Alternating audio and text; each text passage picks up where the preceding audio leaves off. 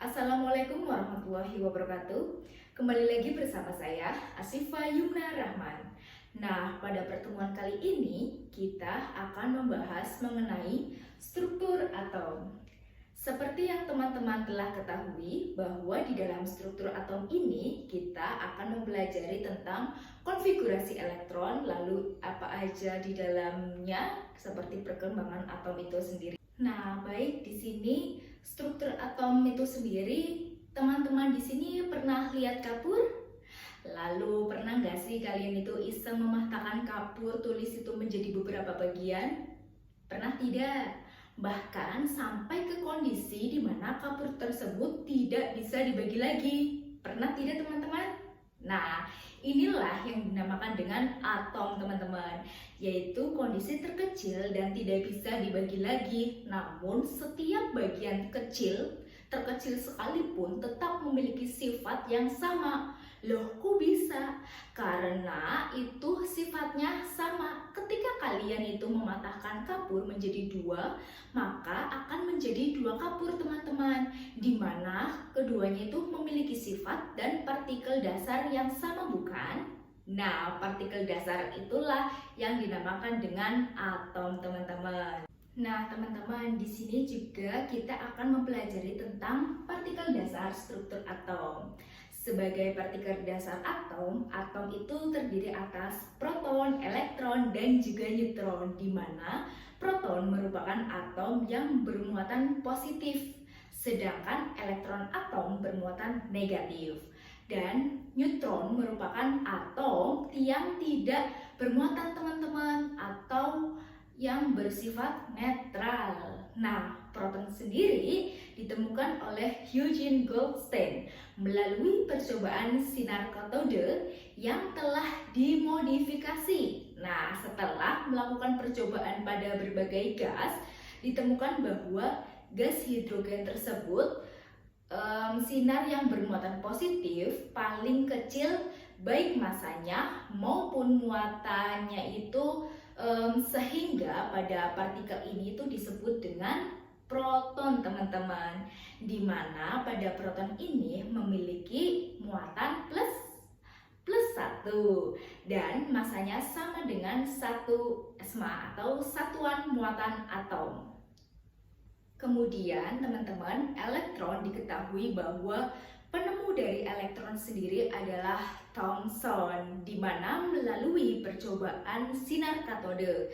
Sedangkan untuk muatan elektron itu sendiri ditemukan oleh Robert Millikan, di mana dia melalui percobaan tetesan halus pada minyak. Kemudian, berdasarkan hasil percobaan yang telah dilakukan oleh Thomson dan Millikan ini, didapatkan bahwa muatan elektron itu negatif 1 atau min 1 dan massa elektron itu sama dengan 0 teman-teman, sehingga elektron dikembangkan oleh materi kimia yaitu struktur atomnya 114. Kemudian pada neutron, penemu neutron sendiri adalah James Chadwick melalui percobaan menembaki atom berilium dengan sinar alfa.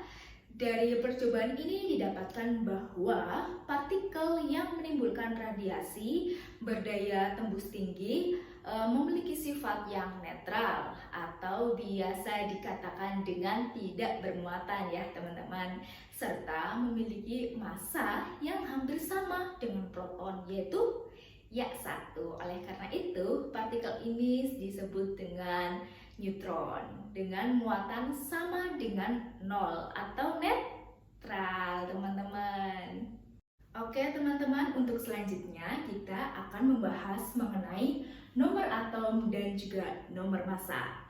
Jadi, ketiga partikel dasar atom atau biasa disebut dengan subatom, yaitu ada proton, elektron, dan juga neutron. Dengan kombinasi tertentu, maka akan membentuk menjadi suatu unsur, di mana di sini bisa dilihat ya teman-teman, di sini ada A yaitu sebagai nomor massanya, kemudian di sini ada Z sebagai nomor atomnya, kemudian ada X di sini teman-teman sebagai lambang suatu unsur.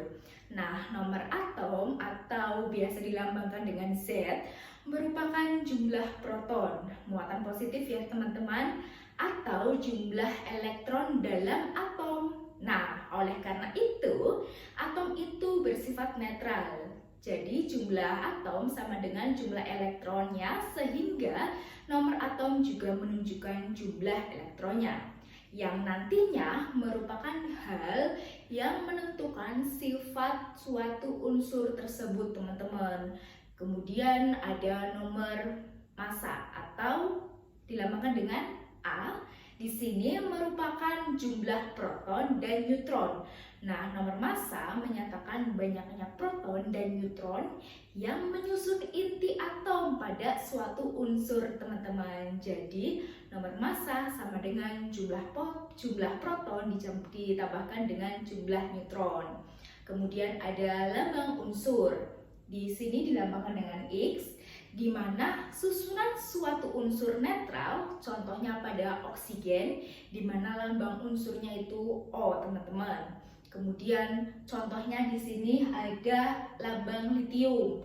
Nah, nomor masanya itu kan 7, jadi nomor atomnya sama dengan jumlah elektronnya yaitu 3. Kemudian jumlah neutronnya 7 dikurangi 3 sama dengan 4, teman-teman. Pinter. Oke, selanjutnya teman-teman, kita juga akan belajar mengenai isotop, isoton, dan juga isobar. Di mana pada isotop itu sendiri yaitu suatu atom yang mempunyai nomor atom yang sama ya teman-teman.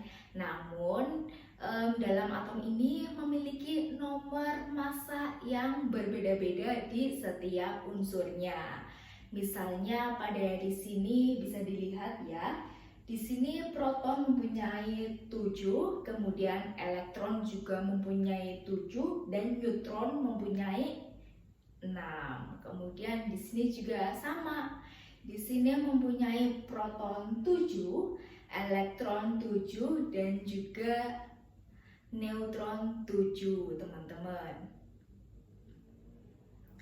Baik, untuk selanjutnya juga ada isoton nih teman-teman. Kira-kira teman-teman itu isoton seperti apa? Nah, jadi isoton sendiri yaitu suatu atom-atom dari unsur yang berbeda-beda yang mempunyai jumlah neutron yang sama ya teman-teman. Misalnya di sini itu ada isoton antara di sini ada apa? Oksigen dan juga nitrogen. Betul sekali, di mana jumlah neutron dari O sendiri, oksigen, 31 dikurangi 15 sama dengan 16. Kemudian neutron 32 dikurangi nitrogen 32 dikurangi 16 sama dengan 16. Kemudian ada isobar. Nah, isobar sendiri atom-atom dengan unsur yang berbeda tapi mempunyai nomor massa yang sama. Misalnya ada karbon dengan nitrogen, di mana terlihat bahwa antara atom C dengan atom N memiliki nomor massa yang sama, yaitu berapa? Yap, betul sekali, yaitu sama, yakni 13. Nah, teman-teman, di sini kita akan belajar mengenai perkembangan model atom. Nah, yang pertama, di sini ada atom dari Dalton. Ia berpendapat bahwa atom merupakan partikel terkecil dari suatu materi yang berbentuk seperti bola pejal. Kemudian atom tidak dapat dimusnahkan dan juga dimusnahkan. Nah, atom yang mempunyai unsur yang sama mempunyai sifat yang sama. Kemudian atom yang mempunyai unsur berbeda memiliki sifat yang berbeda pula. Nah, pada reaksi kimia yang terjadi penggabungan atau pemisahan dari atom-atom itu sendiri. Nah, namun sayangnya teori Dalton ini tidak dapat menjelaskan bagaimana atom sebagai bola pejal itu dapat menghantarkan arus listrik, teman-teman. Nah, padahal listrik sendiri adalah elektron yang bergerak.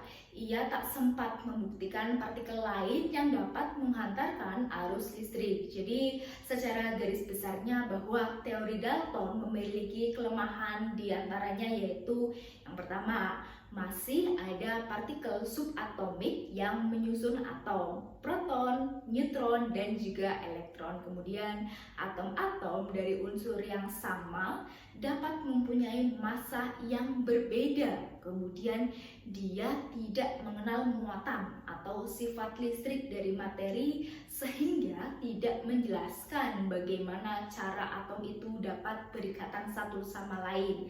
Kemudian beberapa unsur terdiri dari atas atom-atom melainkan molekul seperti molekul unsur yang berbentuk dari atom sejenis dengan jumlah tertentunya.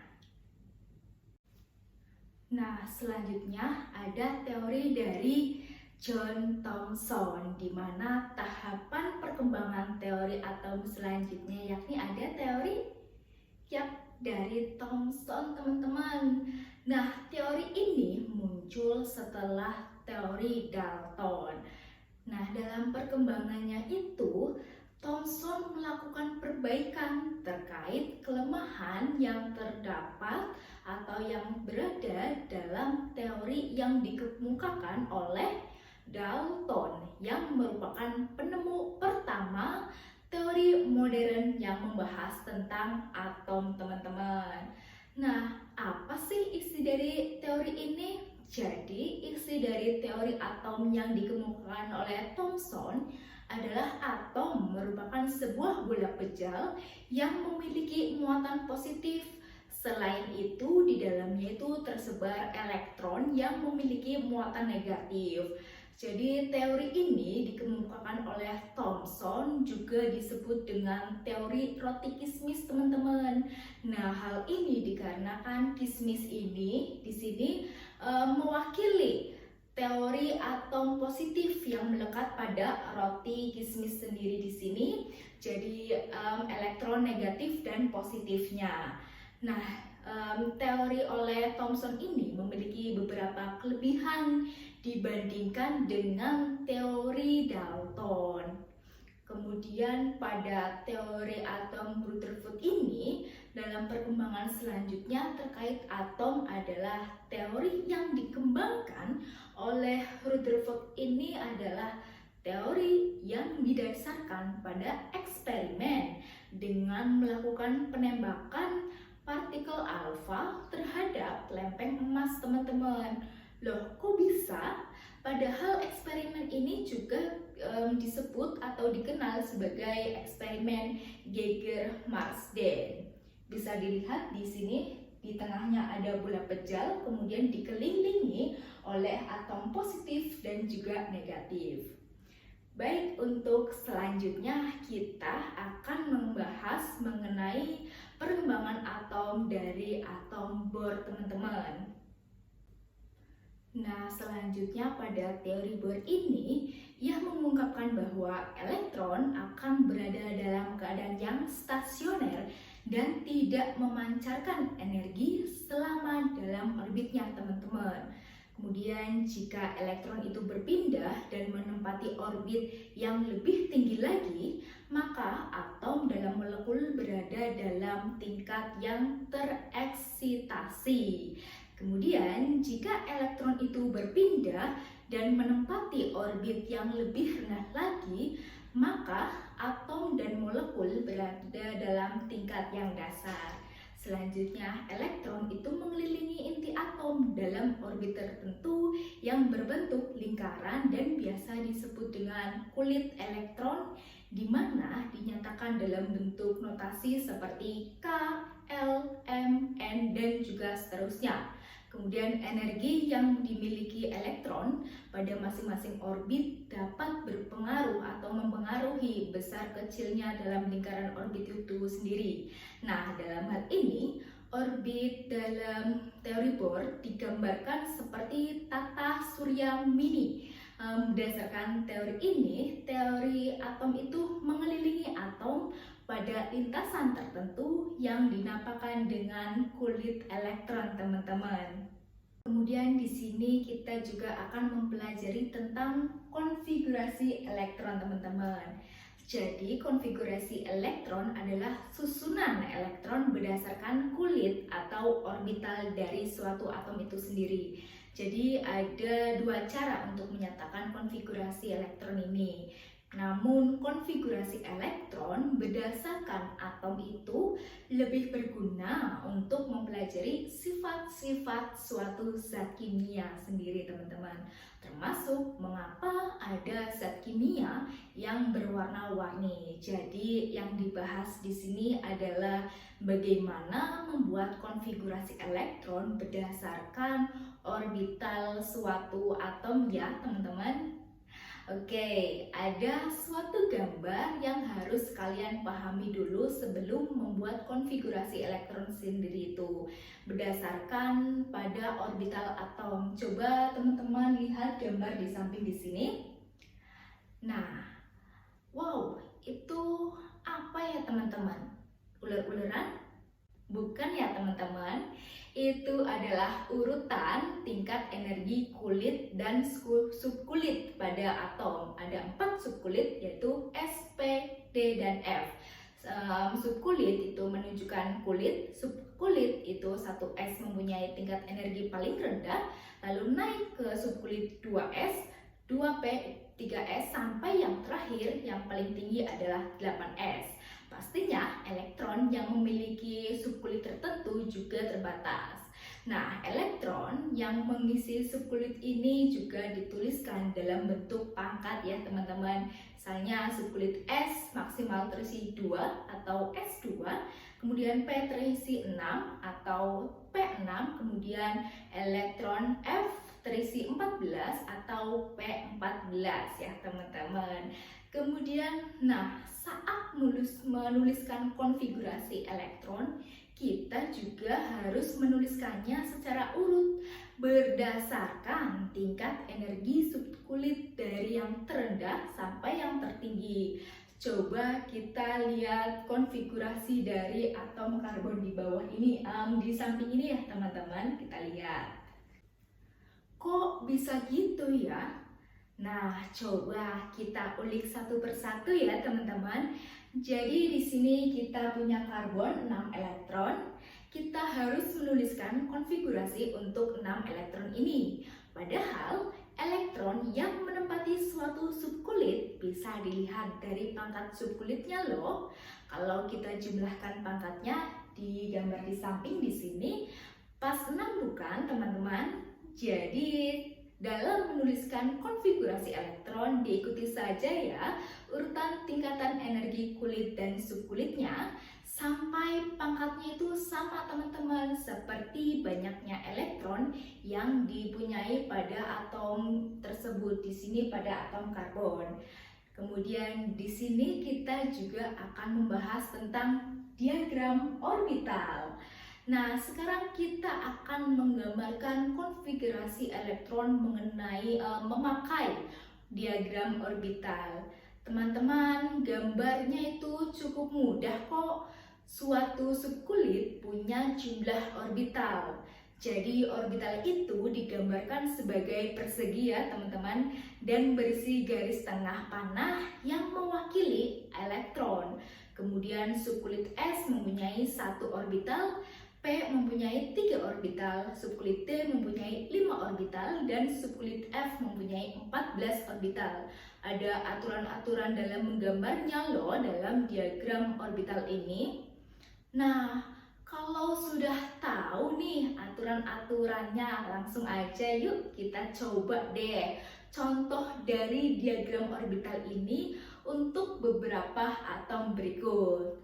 Nah, bila kita diperhatikan pada diagram orbital unsur nitrogen pada konfigurasi 1s2, 1 elektron di mana menempati lebih dahulu dengan gambar tanda panah ke atas.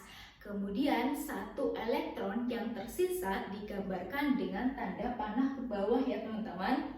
Nah, hal ini dilakukan untuk mengikuti aturan dari Han teman-teman.